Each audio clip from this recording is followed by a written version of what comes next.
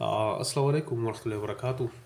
دوستو، آج آپ کے ساتھ ایک بہت ہی اہم موضوع پہ آ، کچھ گزارشات آپ حضرات کے سامنے پیش کرنا چاہتا ہوں۔ آنے والے 8 تاریخ یعنی 8 مارچ کو پاکستان میں بالخصوص بلکہ پوری دنیا میں کہوں گا کہ 8 مارچ جو دن ہے وہ یوم حقوق نسواں یا یوم خواتین کے نام سے منایا جاتا ہے۔ اس دن کے پیچھے ایک مخصوص ٹولہ یا مخصوص طبقہ خواتین کا جو حق ہے، بجائے اس کے الٹا اسلام پہ جو ہے نا تنقید کرتے ہیں کہ اسلام نے ہمیں ہمارا حق نہیں دیا، اسلام نے جو ہے نا ہمارے حقوق پہ ڈالا ہے۔ تو میں ان حضرات کے سامنے اور ان خواتین کے سامنے یہ مؤدبانہ کچھ گزارشات پیش کرنا چاہتا ہوں۔ اسلام سے قبل عورت کا جو تصور تھا وہ میں کہوں گا کہ بس وہ صرف ایک محفل کا ایک رونق سمجھتے تھے وہ لوگ، ایک اپنے لیے ایک ذریعہ آمدن سمجھتے تھے وہ لوگ، وہ ایک شو پیس کی طرح جو ہے نا گھر میں عورت کو رکھتے تھے۔ حتیٰ کہ اگر آپ یونانی تہذیب اٹھا کر دیکھ لیں تو اس میں بھی ایک مرتبہ ایک شورا بلایا گیا یونانی تہذیب میں، اور اس میں موضوع جو تھا زیر بحث وہ خاتون تھی، اور وہ اس نتیجہ پر پہنچنے چاہتے تھے کہ آیا یہ خاتون یعنی عورت، آیا یہ انسان ہے یا نہیں ہے، یا انسانوں کے علاوہ یہ ایک اور جنس ہے یا ایک اور مخلوق ہے۔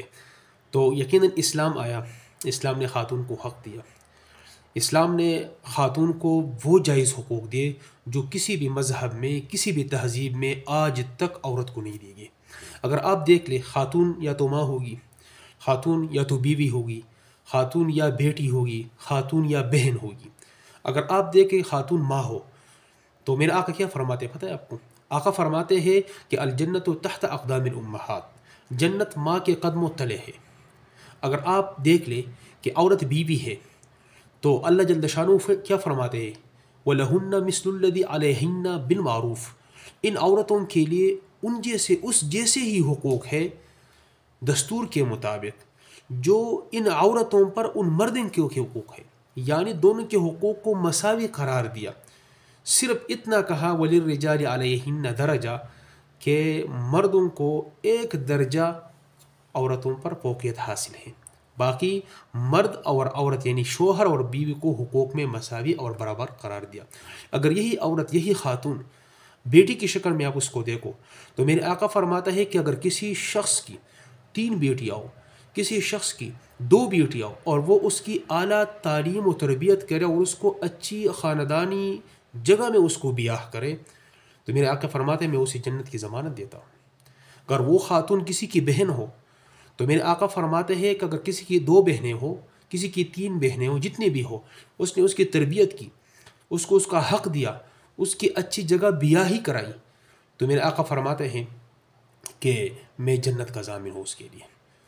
تو میرے دوستوں، یہ پیغام پہنچاؤ ان خواتین کو، ان عورتوں کو جو ان ایک خاص مخصوص طبقہ یا مخصوص لابی کے اشاروں پہ روڈوں پہ نکلتی ہے، میرا جسم میری مرضی کے نعرے لگاتے ہیں۔ یقیناً قہر خداوندی کو وہ دعوت دیتے ہیں۔ وہ لوگ چاہتے یہ ہے کہ مسلمان عورت بے پردہ ہو جائے، وہ لوگ چاہتے یہ ہے کہ مسلمان عورت کے سر سے دوپٹہ کھینچا جائے، وہ چاہتے یہ ہے کہ بنت ہوا کا جو حیا ہے، جو شرم ہے، اس کو سرائے عام روڈوں پر نیلام کیا جائے۔ وہ چاہتے ہیں وہ لوگ کہ بنت ہوا کے پاک دامن کو داغدار بنایا جائے۔ وہ چاہتے یہ ہے کہ بنت ہوا کے آستینوں کو یہ درندے نوچ ڈالے۔ یقیناً یہ ایک درد بھرا پیغام ہے میرا خدا کے لیے۔